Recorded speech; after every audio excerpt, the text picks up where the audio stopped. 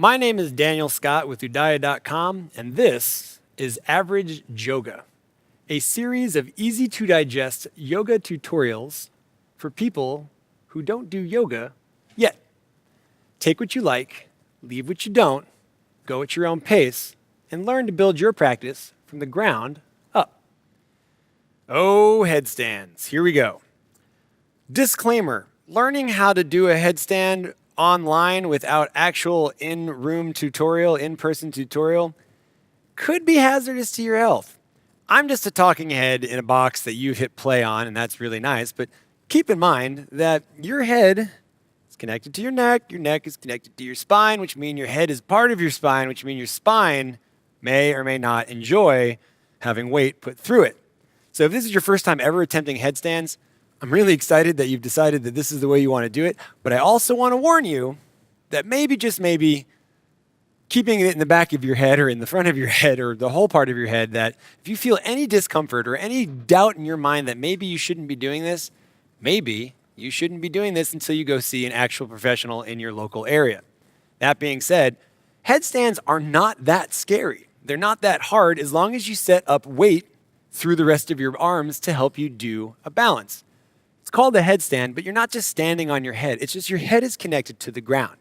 Now, even I don't teach too much about full headstands, lifting feet off the ground to most beginners or even to most intermediate, because a lot of times it's unnecessary. It's the inversion of a headstand can be easily mirrored by having in a forward fold. An inversion in general is when the head goes below the heart and it shifts the flow of energy, the flow of blood within the body, and it cools you down or at least changes your approach to your practice. So when energy is starting to rise up, an inversion can actually help cool and relax, surprisingly. Now, that being said, you're going to really want to work on proper alignment when setting up for the headstand in order to ensure that your neck doesn't support all of the weight.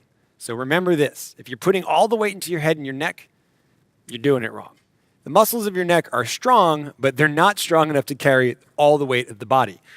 The bones and the muscles of the shoulders and the arms, that's where a lot of the weight is going to be going through. So in order to make that happen, let's talk about proper alignment.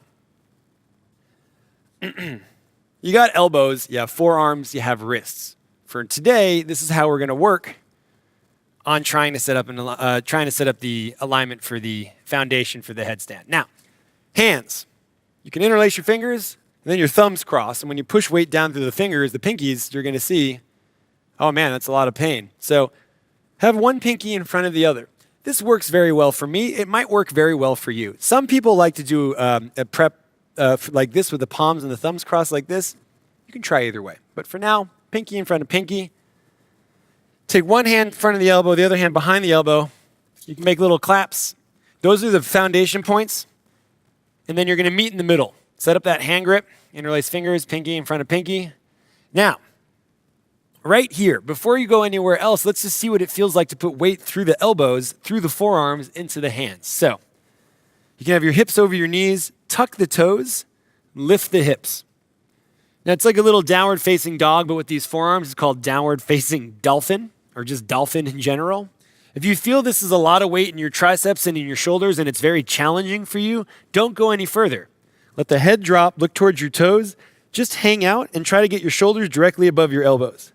If that feels okay, fantastic, you've been cleared for the next round of takeoff. Now, once the elbows are grounded, I'm going to turn more onto the mat so you can see.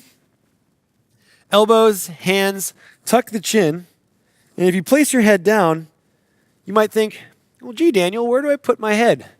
So awesome, we're going to take a side step. So pause for a second. Sit on your heels.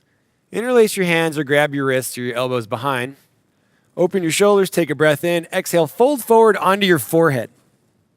Once the forehead grounds, start to lift the hips, keeping weight mostly in the legs until you get to the top of your head. Now, you're not trying to push weight through the neck. In fact, you're just trying to find that one comfortable spot of the head where you feel, if I were to put some weight through that, it would feel okay. So see my hand is right here, my forehead right above my glasses? You're not putting your head on the ground there. You're not putting your head on the ground where the hairline is, depending on your hairline, of course. I'm saying where my hairline is. You want to go towards the crown of the head. So if you were to think if there was this a golden thread being pulled up through your tailbone, through the blah, blah, blah, whatever. It's this part right up here. It's not back in where the bald spot might be in 30 years. It's right up here where the bald spot might be in 10. Now, from here, let's go back to that foundation that we set up. Elbows, do the tappers, hook the hands, tuck the chin, roll to that top of the head, and you can see how the thumbs support the back of the head. Now, before you go up anywhere, try to hug the knees in as close as you can and then hug the elbows into the knees. Right here, this is creating a nice line that when you start lifting your hips, your shoulders will already be over your elbows. If you can't get them up there, never fear. Get them as close as you can and work from there. So with the head down, elbows hugging in as best you can, tuck the toes, lift the hips. Now, press down through the forearms, press down through the hands, press down and pour down weight through the elbows, and just hang out. If your feet are far back and you can't feel weight too much in the shoulders, start walking the feet in. How close can you get the feet towards the elbows? If you're touching them, you're probably not necessarily be watching this video, but who knows? So this is where I want you guys to spend a lot of time, hanging out right here. If you're feeling a lot of pressure in the neck, come out, take a breath, adjust your microphone, come back to standing or sitting, and realize it's not worth rushing to stack weight into a headstand if you don't feel you have the alignment. This is one thing people think they need to hop up and just try to find that line. Right there with the head below the heart and the hips above the shoulders, you're already in the most important part of a headstand, which is that stack. So let's play with another round of excitement. Now I'm going to bring these bricks over. And I'm going to have them outside of my thighs. And then I'm going to place everything back down. I'm going to set my alignment up, tuck the chin, tuck the toes, lift the hips. I'm going to walk in. Now, pushing down through the elbows, pushing down through the forearms, pushing down through the hands, navel's drawing up and in. I can take one foot up and hang out here for about 5 to 10 minutes or 5 to 10 breaths or 5 to 10 seconds or maybe just to the count of 5, put it back down. Same, second side. Now you can do that over and over and over and then come back down and take the weight out. Notice how much I'm not spending my time in my headstand. I want really to make this clear. The more time you spend building up the strength in the neck and the shoulders, the more comfortable you're going to end up being in that headstand when you finally get there. With these bricks here, we're going to see what it's like to lift the hips even higher without taking our feet off the ground. Remember, this is a headstand prep video.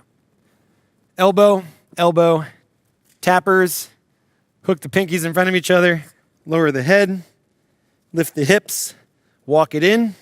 Now, if you can lift one foot up, put it onto a brick. Lift the other foot up, put it onto a brick, try to lift up a bit higher. Shoulders engage, triceps engage, forearms engage, everything engages. Navel draws in. You can take one foot up from here, put it back down, another foot up from here, put it back down. So start playing with getting razor sharp accuracy with what you're doing. Now again, I might make this look very easy. And here's something you might not hear often. Yeah, well, you know what? We make it look easy because we practice a lot of yoga as yoga teachers. That's why we do this. The thing is, you have to do these little boring practices to get that strength necessary to make this beautiful in your own feeling.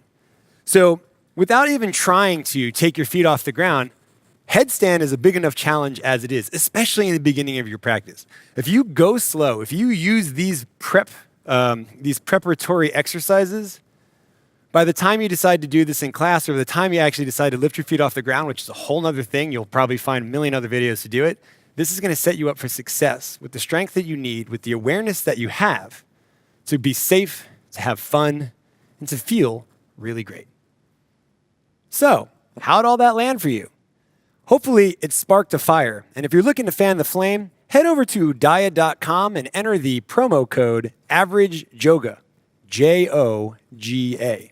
You're going to have access to a lot more classes from myself and a host of amazing teachers from around the world of all shapes, styles, and colors. By all means, let this serve as a great foundation to build a home practice on that you can have for the rest of your life. Enjoy, enjoy.